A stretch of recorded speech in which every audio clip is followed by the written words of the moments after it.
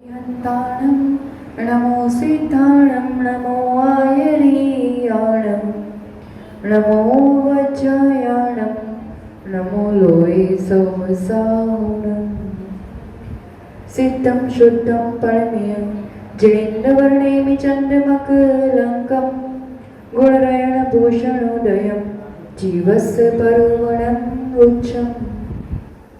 पंच परमेष्ठी भगवान की, तपस्वी सम्राट आचार्य सन्मति सागर जी महाराज की, चतुर्थ पट्टाधीश आचार्य रोगन सुनील सागर जी गुरुदेव की जय। प्रसंग आता है जिनवाणी में। एक उदाहरण के साथ आचार्य रोगन समझाते हैं कि कोई अंधा व्यक्ति मार्ग में आगे बढ़ रहा है और अचानक वो पत्थर से टकरा जाता है और उसका सिर पत्थर पर लगता है और अचानक से उसकी आंखों की रोशनी आ जाती है, वो ठीक हो जाता है। कदाचित अंदर का कोई ऐसा जो यंत्र होगा उसमें कुछ ठीक हो गया होगा अपने आप। तो कहते हैं कि ऐसा कोई भी अंधा व्यक्ति अगर ऐसे चलते जाए और टकरा जाए और हर अंधा व्यक्ति ऐसे ठीक हो ही जाए, ऐसा कोई जरूरी नहीं है। तुक्के वाली बात है कि कदाचित किसी के लिए हो गया। तो ऐसे ही कोई प्राणी और साधारण रूप से सोच लेते हैं कि अपन अंत समय में, मरण के समय में अपन कल्याण कर लेंगे, उस समय परिणाम संभाल लेंगे, अपन अच्छे से समाधि मरण कर लेंगे, अभी तो जो है सो ठीक है। एक ही बार में सीधे अगर अपन कोई कार्य करना चाहे और वो सफल हो ही जाए, ऐसा जरूरी नहीं है। ये कोई अपवाद हुआ करते हैं, जैसे वो 923 जीव एकदम से निगोज से एक रस पर्याय करके भरत चक्रवर्ती के पुत्र हुए और उसी भव में सम्यक और मोक्ष तक की यात्रा, सभी गुणस्थानों की यात्रा कर ली।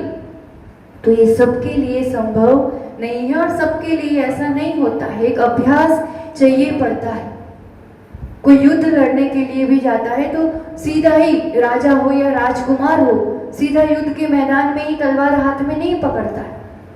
वो पहले से ही बचपन से कितने ही अभ्यास करता है, कितने शस्त्रों को चलाना सीखता है और उसमें एक परिपक्वता आने के बाद फिर वो युद्ध में सीधा लड़ने के लिए जाता है और फिर कदाचित विजय प्राप्त होता है। तो ऐसे ही यहाँ पर सीधे ही अपन कोई बड़ी सी विपरीत परिस्थिति में संभल जाएंगे, मुश्किल है। तो बार बार अभ्यास, सीधे ही अपन फाइनल मैच में जाएंगे और किसी के भी सामने 6 मार के आ जाएंगे तो मुश्किल है। रोज रोज नेट प्रैक्टिस करनी पड़ती है। तो यहाँ पर जो ये मोह से मोक्ष की यात्रा हम देख रहे हैं, एक एक कदम, एक एक सीढ़ी ऊपर चढ़ते जा रहे हैं और 1 से 7 गुणस्थान तक की यात्रा अपन ने थोड़ी अच्छे से समझी। अब जो मुख्य कार्य है, जो एक बार में करने वाला कार्य है, चाहे वो समाधि मरण का हो, चाहे केवल ज्ञान प्राप्त करने का हो, मोक्ष तक की यात्रा का एक धड़ाके में काम करने वाला काम यहाँ होता है। 7वें से अब ऊपर की यात्रा। अब 7वें से सीधा जीव कहाँ जाता है? तो कहते हैं 7वें गुणस्थान में पहुंचने के बाद हजारों बार छठा सातवां ऐसा ये अभ्यास क्रम है। इसके बिना सीधा 8वां गुणस्थान चढ़ना मुमकिन नहीं है। चाहे एक ही बार में किसी ने मोक्ष प्राप्त किया हो तो भी 6ठे 7वें गुणस्थान में तो वो काफी बार ऊपर नीचे करता है और फिर उसी में से एक ऐसा परिणाम बनता है, एक ऐसा संयोग बनता है, एक ऐसी विशुद्धि बनती है कि अब यहां से चढ़ना होता है। और अब यहाँ 7वें से जो चढ़ना होता है तो चढ़ना ही चढ़ना होता है क्रम से, इसलिए इसका नाम श्रेणी दिया गया है। अपन ने अप्रमत विरत गुणस्थान के 2 भाग देखे थे, एक था स्वस्थान अप्रमत और एक सातिशय अप्रमत। स्वस्थान में या निरतिशय में तो अपन ने देखा कि एक सकल संयमी मुनि मूल गुणों का पालन कर रहा है तो कभी अत्यंत आत्मस्थिरता बनती है तो 7वां गुणस्थान बनता है। वो थोड़ी देर के लिए पुनः कुछ व्यावहारिक क्रियाओं में आ जाता है तो 6ठा गुणस्थान बनता है, जो प्रमाद सहित अवस्था है। और उसमें भी अंतर्मुख रह के थोड़ी देर के लिए तो अंतर्मुख दृष्टि कर ही लेता है, तो वापस सातवां करता है। इस क्रम में उस सातवें गुणस्थान में कुछ ऐसी स्थिरता बनती है, कुछ लंबे समय के लिए ऐसा कार्य होता है कि फिर वो श्रेणी के सम्मुख होता है। अब वो नीचे नहीं गिरेगा, अब वो छठे में नहीं आएगा, उस सातवें के उस अंतिम पड़ाव में है, उस सबसे अधिक विशुद्धि वाले स्थान पर है कि अब वो वहां से सीधा ऊपर आठवीं में चढ़ेगा। और ये जो चढ़ना होता है और फिर क्रम से ऊपर ऊपर ऊपर पहुंचना होता है, उसे श्रेणी आरोहण कहते हैं। तो ये श्रेणी आरोहण के पहले क्या कार्य होता है और ये श्रेणी में क्या काम होता है और श्रेणी कितने प्रकार की होती है और किस श्रेणी में कौन कौन से गुणस्थान होते हैं, उस पर अपन थोड़ा सा भी यहाँ चिंतन करेंगे। यानी काम अंतर मुहूर्त में ही होना है। ये सातवें से आठवें में चढ़े कि केवल ज्ञान हुआ, आठवें से 13वें तक केवल ज्ञानी अर्यंत अवस्था तक अंतर मुहूर्त ही लगता है। अब ये एक एक सीढ़ी चढ़ने में ज्यादा देर नहीं लगने वाली है, पर ये अंतर मुहूर्त कब आए जीवन में, ये वाली बात है। और उसके लिए निरंतर अभ्यास करते रहना पड़ता है, बिना अभ्यास के सीधा श्रेणी आरोहण होता नहीं है। तो इस काल में सातवें गुणस्थान तक मुमकिन है। सच्चे भावलिंगी मुनिराज भी होते हैं इस पंचम काल में, आराम से, भले गिने चुने हो पर होते हैं। तो वहां तक का पुरुषार्थ तो अपन इस काल में भी कर सकते हैं, जो जहां है यथाशक्ति ऊपर चढ़ने का। पर ये ज्ञान जो आगे की श्रेणी का अपन अभी पा रहे हैं, वो ज्ञान बहुत जरूरी है, क्योंकि ज्ञान से भावना बनेगी, भावना से ही कभी वो मेरी थॉट, वो मेरी भावनाएं कभी मेरी डेस्टिनी बनेगी, मेरे जीवन में वो एक दिन आएगा। इसलिए इसका अपन ज्ञान प्राप्त करते हैं तो पहले टारगेट क्या है, करना क्या है, तो गुणस्थान जो मोह कर्म के आधार पर एक एक गुणस्थान हो रहा है, बन रहा है। और पहला टारगेट है इस मोहनीय कर्म को ही खत्म करना, जीतना। इसको एक बार कर लिया तो बाकी के कर्मों को जीतना बहुत सहज हो जाता है और वो 2 मिनट का भी काम नहीं। तो इस मोह कर्म की ही अवस्था अपन एक एक देख रहे हैं। तो मोहनीय कर्म की अपेक्षा 2 अवस्था है, एक दर्शन मोहनीय की 7 प्रकृतियां, दर्शन मोह की अपेक्षा या सम्यक दर्शन की अपेक्षा, अनंतानुबंधी 4, मिथ्यात्व, सम्यक मिथ्यात्व और सम्यक प्रकृति। तो इसका काम अलग से होता है और इन प्रकृतियों की वजह से सम्यक दर्शन गुण पर प्रभाव पड़ता है। दूसरा है अप्रत्याख्यानावरण 4, प्रत्याख्यानावरण 4, संज्वलन 4 और 9 कषाय 9, ये 21 प्रकृतियां। अब श्रेणी में क्या काम होता है, तो आचार्य भगवान कह रहे हैं, अपन गाथा से देखते हैं यहाँ पर कि श्रेणी आरोहण में जो 8वें गुणस्थान से जो काम होता है, ये 21 प्रकृतियों पर काम होता है। तो चारित्र मोहनीय की इन 21 प्रकृतियों का या तो उपशम होगा या फिर क्षय होगा। उपशम किसे कहते हैं, हमने देखा अभी तक बहुत बार। उपशम यानी थोड़ी देर के लिए उन कर्म प्रकृतियों के उदय का अभाव कर देना, जैसे वो कर्म है ही नहीं, उस प्रकार की निर्मल अवस्था को प्राप्त करना, थोड़ी देर के लिए दबाना। तो पूरी 21 प्रकृतियों का उपशम होता है, दबाया जाता है। और दूसरा एक पुरुषार्थ होता है जिसमें इन 21 प्रकृतियों को एक एक करके खत्म ही किया जाता है। क्षय, क्षय यानी सत्ता से पूर्ण रूप से क्षय कर देना, खत्म कर देना। वो सत्ता में ही नहीं है, ना वो बंद होना है, ना आगे उस कर्म से कोई काम होना है। तो उसके पहले ये बात जानना जरूरी है कि 7वें गुणस्थान वाला जो जीव है, अप्रमद गुणस्थान वाला, अब वो जो सातिशय वाली अवस्था में है, श्रेणी के सम्मुख है। एक बार गाथा देख लेते हैं, फिर आगे का देखते हैं अपन। जीव कांड में 47 नंबर की गाथा में इस सातिशय अप्रमद गुणस्थान की बात कर रहे हैं और कह रहे हैं, एक विसमोह खौणो समनिमित्तानिति करणानि तहिं परमं अधापवत्तं कर्णम तू करे दियपमत्तो। 21 यानी 21 प्रकृतियां मोह की। कौन कौन सी? अप्रत्याख्यानावरण, प्रत्याख्यानावरण, संज्वलन और नौकशाय। उनका क्या करते हैं? या तो खवन यानी क्षय या उपशमन यानी उपशम। किसके माध्यम से होता है ये कार्य? तो कह रहे हैं 3 करण परिणामों से, 3 करण से ये कार्य होता है। कौन कौन से 3 करण? तो यहाँ पर आज अपन आगे से देखेंगे। अधप्रवत करण, अपूर्व करण 8वां गुणस्थान और अनिवृत्ति करण। 3 करण परिणाम होते हैं। तो उसमें कह रहे हैं पद्मम अधापवत्तम। सबसे पहले है अधाप्रवत, अधकरण या अधप्रवत करण, ऐसा नाम दिया है। तो ये कहाँ होता है? तो कह रहे हैं कर्णम तु करेदि अपमत्तो। जो अप्रमत गुणस्थान है उसका ये जो सातिशय वाला पार्ट है, जो एंड पार्ट है, उसमें जो करण होता है, करण यानी परिणाम, तो उस समय जो परिणाम होते हैं उसका नाम दिया है अधकरण। उससे फिर ऊपर चढ़ना होगा, अपूर्व करण होगा, तो उसको एक गुणस्थान ही दे दिया, वो है 8वां गुणस्थान।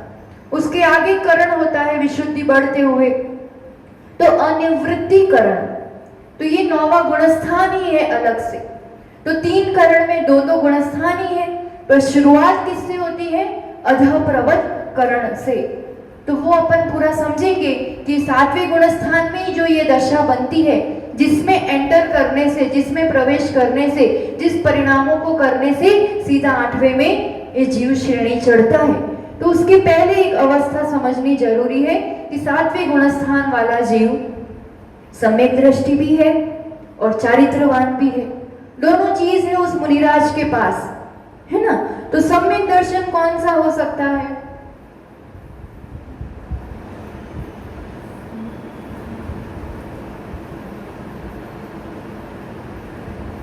सातवें गुणस्थान में सम्यक दर्शन कौन सा होता है? सम्यक दर्शन 3 प्रकार के। एक प्रथमोपशम सम्यक दर्शन, जिससे पहले गुणस्थान से सीधा कोई द्रव्यलिंगी मुनिराज उपशम करके 7वें में पहुंचता है, पर वो अंतर्मुहूर्त के लिए ही होता है और उसमें फिर जीव 6ठे में आ जाता है। फिर या तो क्षयोपशम करेगा तो क्षयोपशम सम्यक दृष्टि रहेगा, या फिर नीचे गिर जाएगा।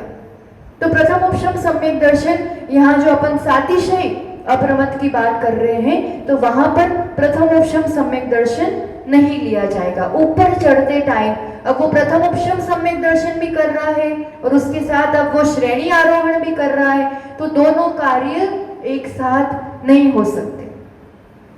ठीक है, तो मिथ्या दृष्टि जीव को होगा प्रथमोपशम और उसका काल फिनिश हो जाएगा, उसमें सातिशय अप्रमत नहीं आता है। अब दूसरा ऑप्शन है क्षयोपशम सम्यक दर्शन, कि प्रथमोपशम के बाद 3 टुकड़े हो गए और अब वो क्षयोपशम सम्यक दृष्टि है, यानी मिथ्यात्व अनंतानुबंधी, सम्यक मिथ्यात्व, इनका उद्याभावी क्षय, सदवस्था उपशम किया है और सम्यक प्रकृति का उदय चल रहा है। ऐसी अवस्था वाला कोई मुनिराज हो सकता है। और चारित्र, तो चारित्र कौन सा होता है 7वें गुणस्थान में? तो चारित्र तो क्षयोपशम चारित्र ही होता है, एक ही ऑप्शन है वहां पर। क्षयोपशम चारित्र यानी अप्रत्याख्यान प्रत्याख्यान तक के सबको दबा के रखा है, उद्याभावी क्षय किया है, और संज्वलन और नौकशाय का अत्यंत मंद उदय देशघातीपने से चल रहा है। ये अवस्था वाला कोई मुनिराज है।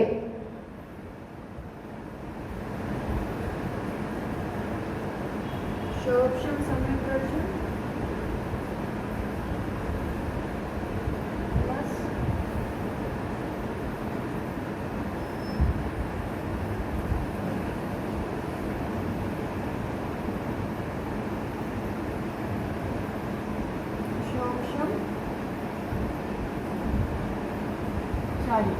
ऐसा कोई जीव है जो इतना पुरुषार्थ कर रहा है कि इन सर्वघाती स्पर्धकों को उदय में नहीं आने दे रहा है और उस विशुद्धि के कारण ये अवस्था बना के रखी। और कदाचित कोई जीव, कोई मुनिराज ऐसे भी हो सकते हैं जिन्होंने अपने पुरुषार्थ से उस संयोपशम सम्यक दर्शन से शायिक सम्यक दर्शन का काम भी कर दिया है, यानी अनंतानुबंधी मिथ्यात्वादी जो ये 7 प्रकृतियां हैं उनका क्षय कर दिया है। ऐसा भी कोई हो सकता है। तो दो ऑप्शन है अपने पास कि शायिक सम्यक दृष्टि के साथ शोभशम चारित्र है या शोभशम सम्यक दर्शन के साथ शोभशम चारित्र है। चारित्र तो शोभशम वाला ही होने वाला है। तो अब यहाँ पर पहली बात ये समझना है कि श्रेणी चढ़ने में 8वें गुणस्थान से जो दशा होती है उसमें शोभशम वाली अवस्था नहीं होती है। चाहे सम्यक दर्शन की ले लो चाहे चारित्र की ले लो, दोनों ही गुण की शोभशम वाली अवस्था नहीं हो सकती। उस अवस्था के साथ, उस विशुद्धि के लेवल के साथ श्रेणी आरोहण 8वां 9वां 10वां करना ये पॉसिबल नहीं। श्रेणी में दो ही ऑप्शन है, या तो उपशम होगा या क्षय करते हुए चढ़ेगा। उपशम भाव या क्षयिक भाव, इन कर्मों का उपशम करके चढ़ना या क्षय करके चढ़ना, और दोनों में से एक ही होता है, दोनों भी नहीं होते हैं। तो अब जो 21 प्रकृतियां, अब चारित्र की बात करेंगे तो शोभशम चारित्र कन्वर्ट हो जाएगा उपशम में और क्षयिक। तो सम्यक दर्शन का क्या होगा? तो अगर शायिक सम्यक दृष्टि जीव है ना, तो वो सीधा अब उसको चारित्र पे ही काम करना है कि उपशम करेगा या क्षय करेगा, क्योंकि सम्यक दर्शन संबंधी काम उसने कर लिया है, शायिक बना ही पा लिया है। तो उस कर्मों का तो कुछ करना ही नहीं है, क्योंकि वो सत्ता में ही नहीं है। मिथ्यात्व आदि अनंतानुबंधी अब सत्ता में ही नहीं है, तो तत्संबंधी काम तो उसने 7वें में आते आते कर लिया। अब उसको सिर्फ टारगेट है चारित्र मोनिय की 21 प्रकृतियों पर काम करना है। तो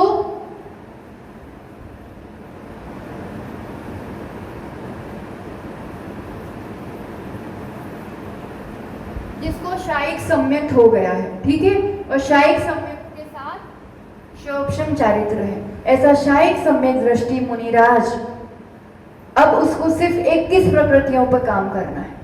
तो वो 21 प्रकृतियां जो है चारित्र मोहनीय की, कौन सी 21? जो अभी ये रब करी, अप्रत्याख्यान, क्योंकि अनंतानुबंधी मिथ्यात्व सम्यक ये साथ खत्म है। एक शायिक सम्यक दृष्टि जीव है, क्षय हो गया है, ये पुरुषार्थ कर लिया है। अब बची कितनी मोहनीय कर्म में? 21।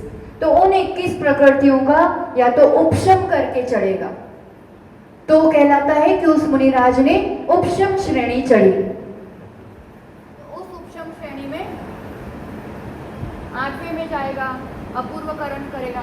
सबसे पहले तो 7वें गुणस्थान में ही अधाकरण करेगा, उसके बल पर 8वें में पहुंचेगा, इसके बल पर 9वें में पहुंचेगा, फिर 10वें में पहुंचेगा, और उपशम करके चढ़ा है ना, इसलिए 11वें में उपशांत मोह, जिसने पूरे मोह को उपशांत कर दिया है, उपशमन कर दिया है, तो 11वें तक यात्रा करता है। 11वें तक जाएगा। और हमने जैसे पहले देखा था कि उपशम सम्यक या उपशम चारित्र, उपशम का अपना मैक्सिमम काल अंतर मुहूर्त होता है, उससे ज्यादा देर आप दबा के नहीं रख सकते। तो 11वें में रहेगा अंतर मुहूर्त के लिए, और उपशमन किया है, सत्ता में सभी कर्म पड़े हैं, खाली उदय का अभाव किया है, तो उपशम करके वो गारंटी से 100% अब नीचे आएगा, गिरेगा वापस 10वां 9वां 8वां 7वां। तो उपशमन करने वाला कार्य तो बहुत बड़ा हो रहा है, अच्छा हो रहा है, पर क्षय करते हुए नहीं चल रहा है, तो आगे नहीं बढ़ पाता है। 11वें से वो नीचे गिरता है वापस। ये उपशम श्रेणी में 11वें तक ही पहुंचेगा, उसका टाइम पूरा होने पर नीचे गिरेगा, ये उपशम श्रेणी में होता है। और शायिक श्रेणी में शायिक सम्यक दृष्टि तो है ही, अब 21 प्रकृतियों को भी क्षय करते करते करते करते चढ़ रहा है। कुछ काम अपूर्वकरण में करेगा, कुछ 9वें गुणस्थान में करेगा, 10वें में पहुंचेगा। 10वें में अब थोड़ा ही मोह बाकी है, सूक्ष्म सांप्राय, बहुत थोड़ा। तो 8वें में जाएगा, 9वें में जाएगा, 10वें में जाएगा। क्षय करता करता 10वें तक तो उसने पूरा मोह खत्म कर दिया। तो अब खत्म कर दिया, तब वो उपशांत मोह में नहीं जाएगा, 11वें में नहीं जाएगा वो जीव, क्योंकि उपशमन थोड़ी कर रहा है, वो क्षय कर रहा है। तो 10वें से डायरेक्ट 12वें में जाएगा। 12वां यानी क्षीण मोह, खत्म मोह, मोह का क्षय कर दिया, बिल्कुल भी उसके आत्म प्रदेशों में कोई भी मोहनीय कर्म नहीं है। तो ये दो श्रेणी है, दो तरीके से चढ़ना हो सकता है। उपशम श्रेणी चढ़ेगा मतलब 21 प्रकृतियों को उपशमन करते चढ़ रहा है, तो 8, 9, 10, 11 बस, फिर नीचे गिरेगा वापस। अभी इस गुणस्थान में आएंगे 11वां में, तब देखेंगे कि जीव कहाँ कहाँ जा सकता है, कहाँ तक गिर सकता है।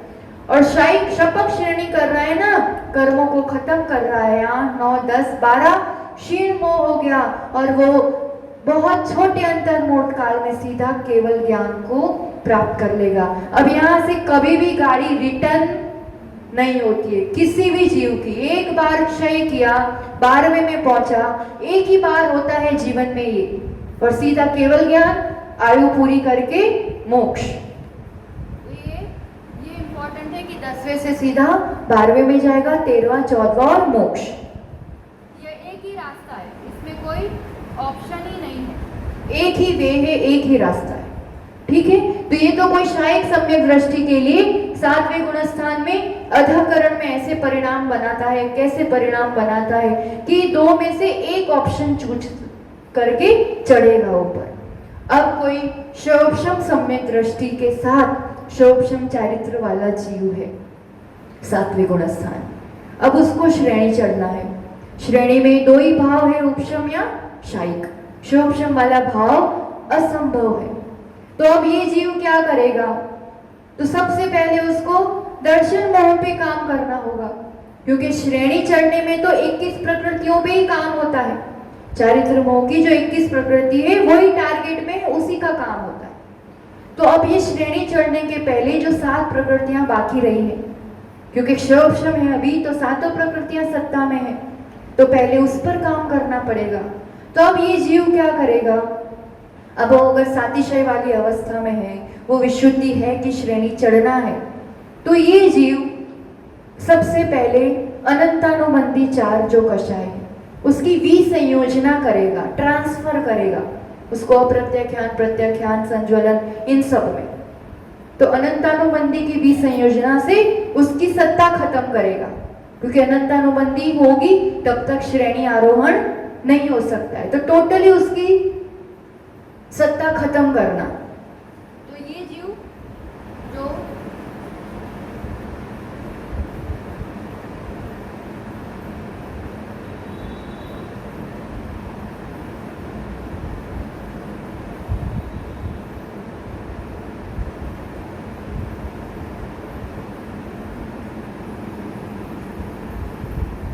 ठीक है, जो सातिशय अप्रमत वाला जीव है 7वें गुणस्थान वाला, और शमिक सम्यक दृष्टि है, तो वो सबसे पहला काम करेगा अनंतानुबंधी 4 कषायों की विसंयोजना, ट्रांसफर कर करके उसकी सत्ता खत्म करना। अब कितने कर्म बचे?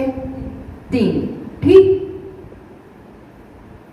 मिथ्यात्व, सम्यक मिथ्यात्व और सम्यक अनंतानुबंधी का काम कर लिया। अब ये 3 जो बचे हैं, अब इसमें 2 ऑप्शन है। उपशम करेगा तीनों का, तो द्वितीय उपशम सम्यक दर्शन कहलाता है। जो पहले मिथ्या दृष्टि ने किया था वो प्रथमोपशम सम्यक दर्शन था। अब अनंतानुबंधी तो नहीं रही, पर 3 जो बची उसका उपशमन करके ऊपर चढ़ेगा। ठीक है, तो वो द्वितीय उपशम सम्यक दर्शन कहलाएगा। और हो सकता है थोड़ा पुरुषार्थ जगाए तो यहीं के यहीं वो तीनों कर्मों को खत्म भी कर दे, क्षय भी कर दे।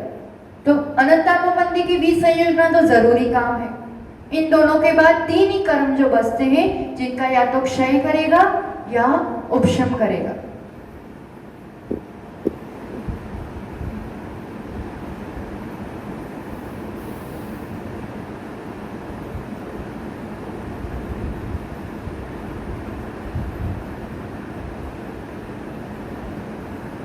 ठीक है, इतना ध्यान आया।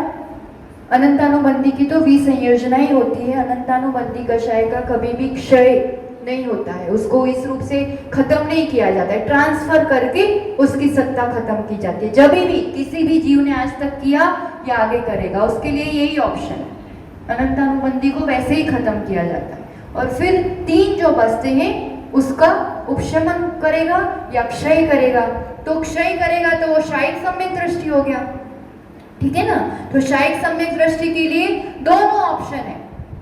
दर्शन मोह का काम कर दिया सातों प्रकृतियों का, अब या तो वो 21 जो चारित्र मोहनीय की है उस अपेक्षा से उपशम श्रेणी चलेगा या शपक श्रेणी चलेगा। दोनों ऑप्शन हो गए, ठीक है। यहाँ तो दोनों श्रेणी हो गई।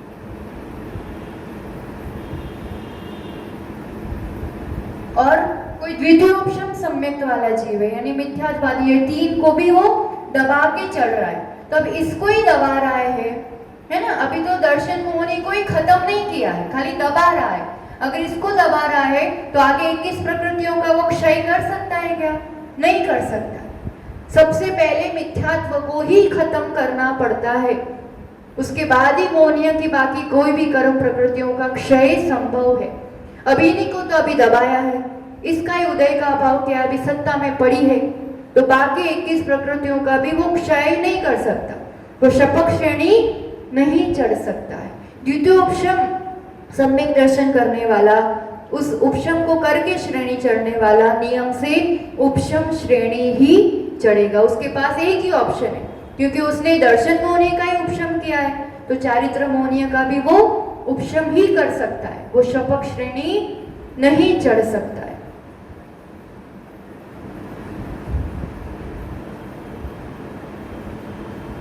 ठीक है ना, इतना क्लियर हुआ। अब आगे की बात आएगी। ये कौन सी बात चल रही है? सातिशय अप्रमत्त 7वें गुणस्थान वाला मुनिराज शायिक सम्यक दृष्टि जीव है, तो अब श्रेणी के सम्मुख है, तो या अब वो 21 प्रकृति चारित्र मोहनीय को या तो उपशम करेगा या क्षय करेगा। और सर्वशम सम्यक दृष्टि जीव है और उसने अभी क्षय नहीं किया है अभी तक, तो वो द्वितीय उपशम सम्यक दर्शन करते हुए चलेगा। तो वो दर्शन मोह का उपशम कर रहा है तो चारित्र मोह का भी उपशम ही करेगा। तो यहाँ से अब इस अवस्था से उपशम और क्षय दो ही अवस्था रहती है, और निरंतर निरंतर विशुद्धि बढ़ते जाए बढ़ते जाए बढ़ते जाए, वो वाली अवस्था रहती है। तो ये 7वें गुणस्थान वाला जो ये सब कार्य होता है, मतलब श्रेणी के ऊपर चढ़ने के लिए वो जीव तत्पर है, ये जो परिणाम बनते हैं ना, उसको क्या कहते हैं? अधःकरण।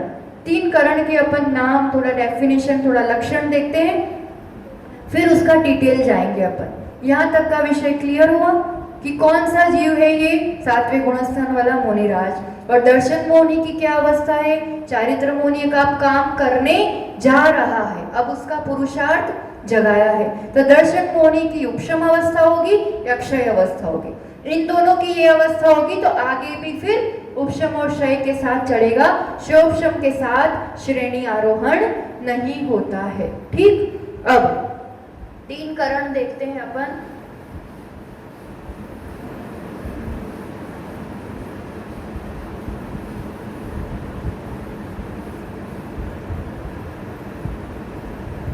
नाम क्या क्या बताए? 7वें गुणस्थान में होता है वो अधःकरण।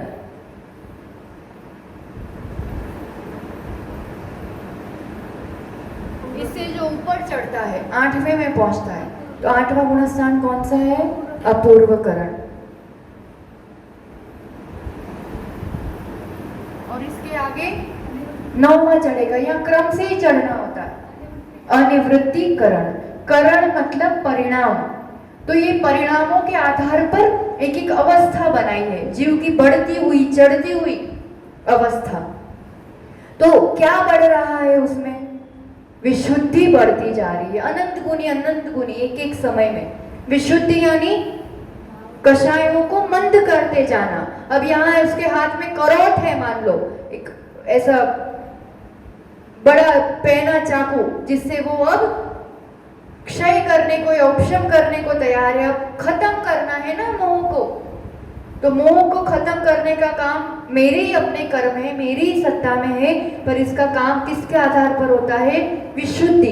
विशुद्धि बढ़ना यानी कषाय कम होते जाना। कषाय जितनी छिलते जाएंगे छिलते जाएंगे छिलते जाएंगे, मंद मंद मंद होती जाएगी। उसका मंद होना यानी क्या मंद होना?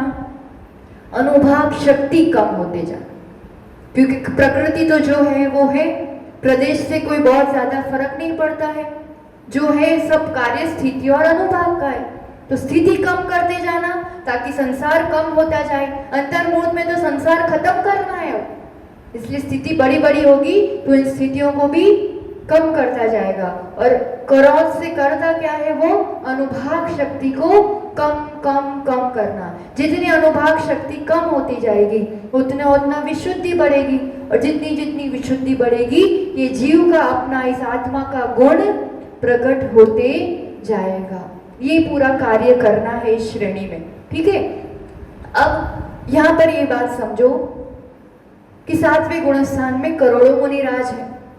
श्रेणी के सम्मुख मान लो 100-200 मुनिराज है, ठीक है ना। अभी हाल भी यहाँ पर नहीं है, पर ये बात जानो कि हर 6 महीने और 8 समय में 608 जीव नियम से श्रेणी आरोहण करके मोक्ष जाते ही जाते हैं।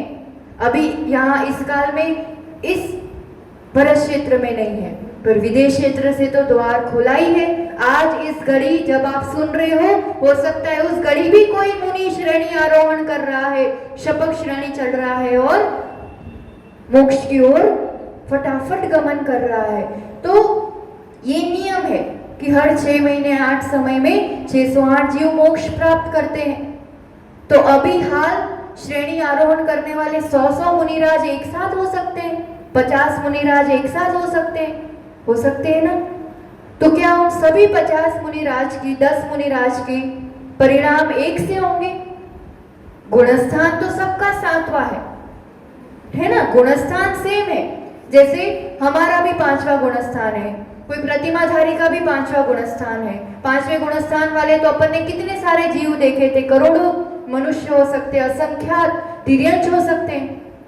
तो गुणस्थान सेम है, पर क्या सबकी विशुद्धि सेम है? परिणाम सबके सेम है? नहीं है। गुणस्थान बना कुछ कर्म के ही आधार पर कि उस समय प्रत्याख्यानावरण का उदय है, बाकी किसी का नहीं है।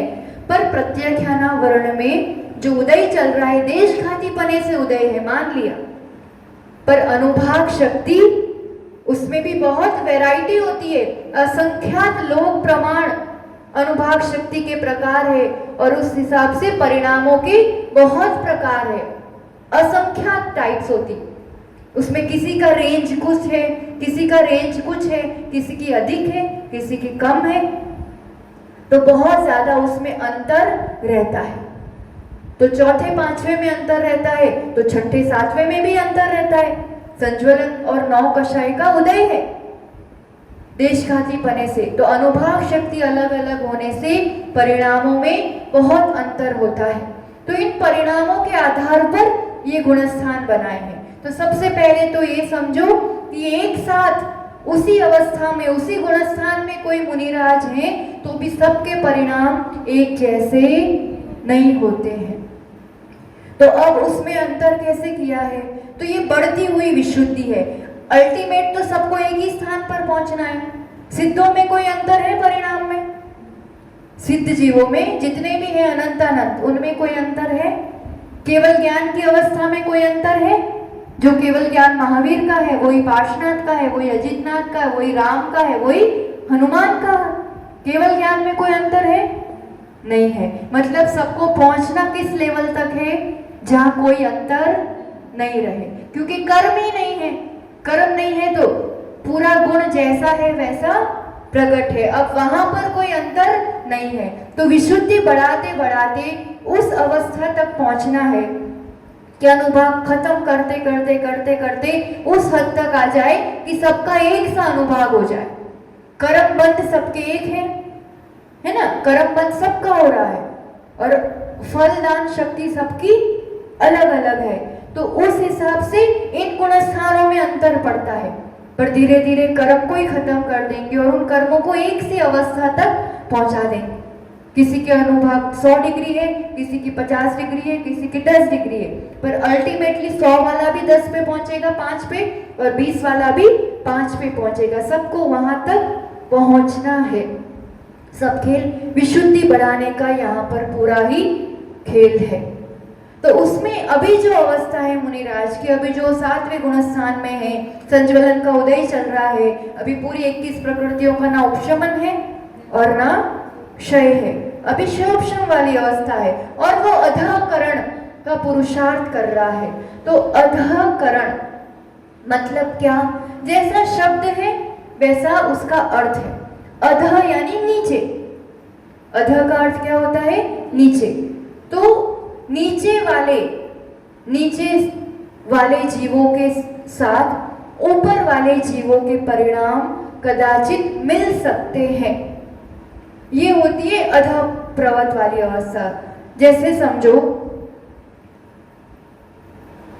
कि आप शिखर जी का पहाड़ चढ़ रहे हैं, ठीक है ना, आप 10-15 लोग हैं, या मुनिराज विहार कर रहे हैं, किसी भी चीज पे घटा देना इसको, और आपने एग्जैक्ट 4 बजे आपने 4 जनों ने शुरू किया चढ़ना, ठीक है, 4 बजे सबने शुरू किया चढ़ना, और पीछे जो 2 जने थे, 4 जने थे, उन्होंने 4:05 के उस समय में चढ़ना शुरू किया। अब आप अपनी गति से चढ़ रहे हो, ठीक है, पर आप जहां पहुंच पाए, अब ये ऊपर वाले जीव है जो 4 बजे चढ़े और 4:05 चढ़े, वो क्या कहलाएंगे? नीचे वाले जीव। दोनों का काम एक ही है, लक्ष्य एक ही है, पर स्पीड अपनी अलग अलग होती है, अवस्था अलग अलग होती है, शक्ति अलग अलग होती है। तो हो सकता है ना कि 4:05 वाला 4 बजे के साथ साथ पहुंच जाए, हो सकता है कि नहीं? एक आध के पास पहुंच जाए जो थोड़ा पीछे रह गया, जो बहुत फास्ट चल रहा है। 4 जनों ने शुरू किया तो पहला जो बहुत फास्ट चल रहा है उसके पास नहीं पहुंच पाए, पर एक थोड़ा धीरा है, उसके तक ये 4:05 वाला पहुंच गया। हो सकता है कि नहीं? हो सकता है।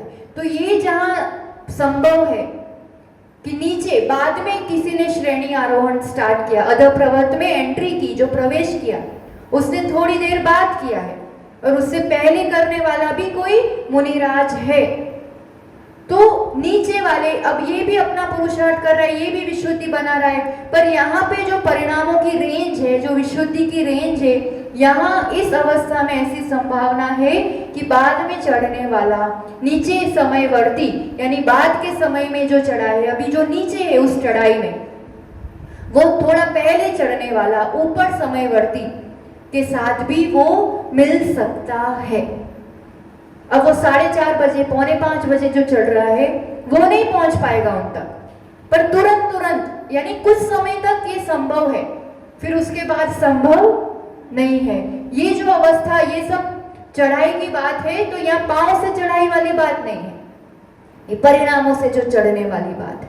तो ऊपर समय वाला, जो चौथे समय वाला और पहले समय वाला, इज इट यहाँ पॉसिबल है कि दोनों की विशुद्धि सेम हो? लेवल अलग है, समय अलग है, अवस्था अलग है, पर परिणाम सेम हो सकते हैं। ये कहाँ पॉसिबल है? अधः प्रवत में। अब एक समयवर्ती होते हैं, यानी एक साथ शुरू किया, ठीक है, आप चारों ने एक साथ शुरू किया, तो दोनों एकदम साथ साथ भी चल सकते हैं और कोई आगे पीछे भी हो सकते हैं, दोनों संभावनाएं।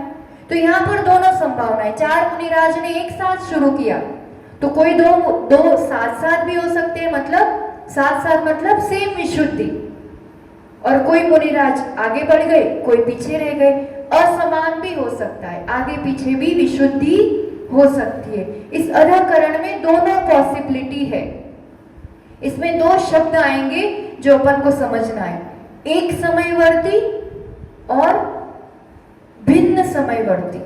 एक समयवर्ती मतलब एक साथ एक ही समय में चढ़ना शुरू किया, और भिन्न समयवर्ती मतलब अलग अलग समय में आगे पीछे चढ़ना शुरू किया, ठीक है।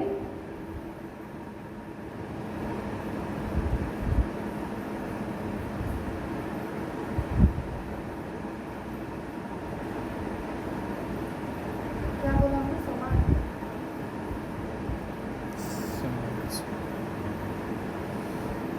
कोई 4 मुनिराज हैं, ठीक है, जो समान समयवर्ती, एक ही समय में उन्होंने शुरू किया चढ़ना, ठीक।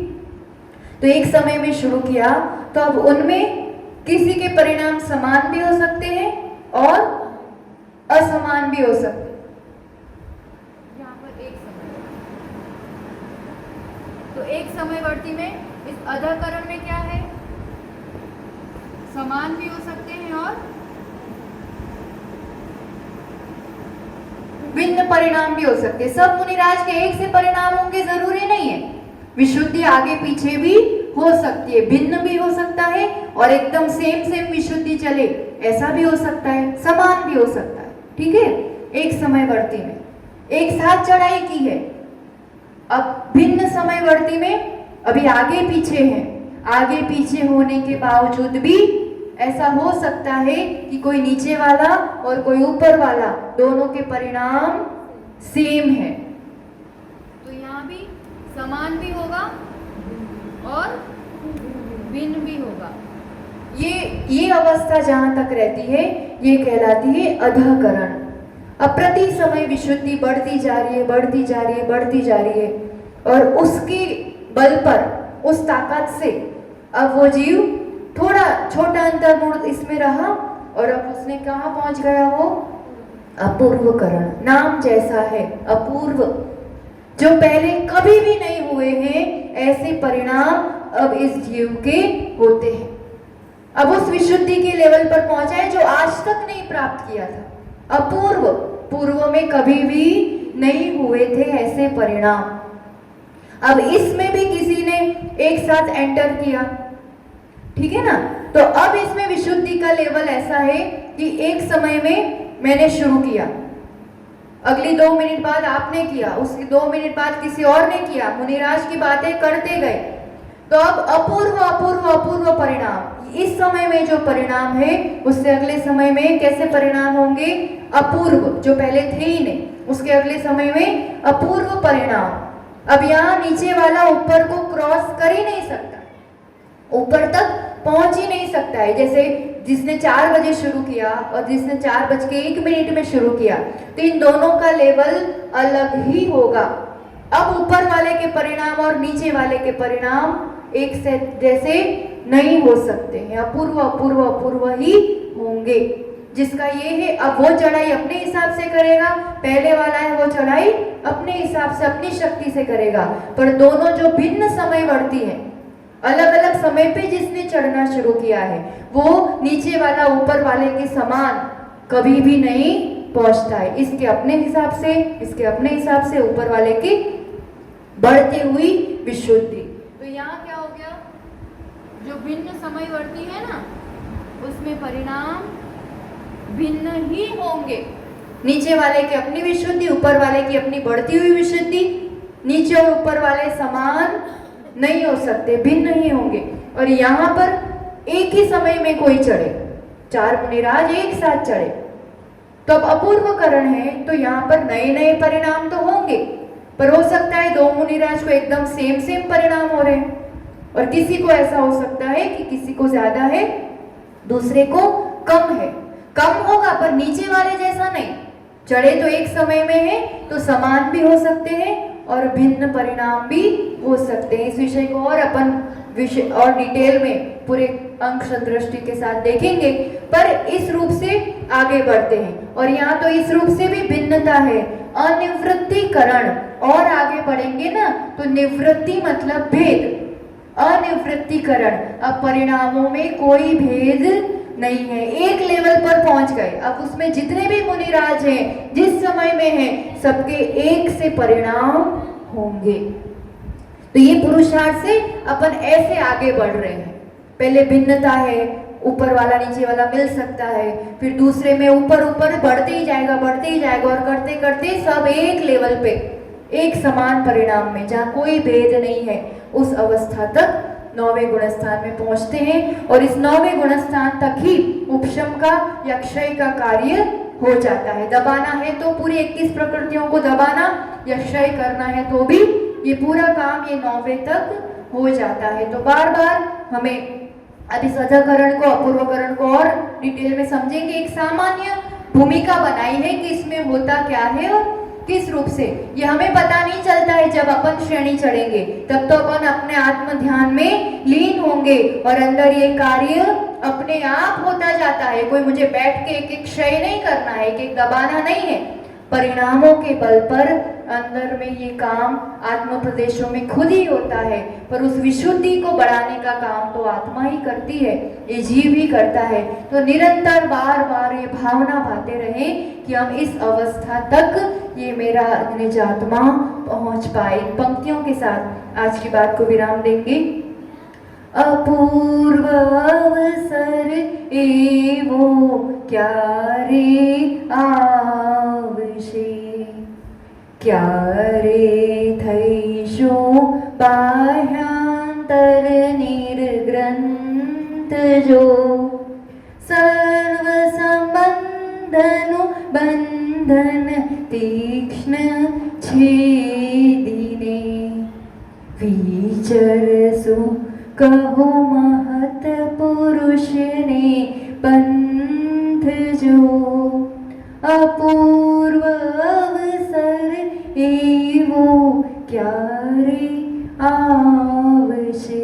ये अपूर्व अवसर आना चाहिए कि महान पुरुषों के पथ पर अपन चल सके, बाह्य से और अंतरंग से वो निर्ग्रंथ अवस्था प्राप्त कर सके और सभी संबंधों का, सभी कर्मों का बंधन तीक्ष्ण कर सके, छेद सके।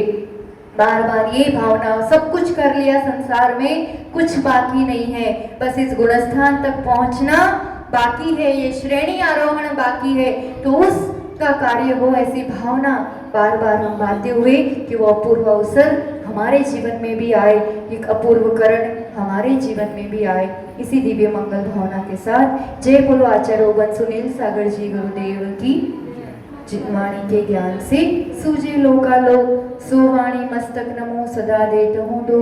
हे जिनवाणी भारती तो हे जपू दिन रैन, जो तेरा शरणागहि सो पावे सुख चैन।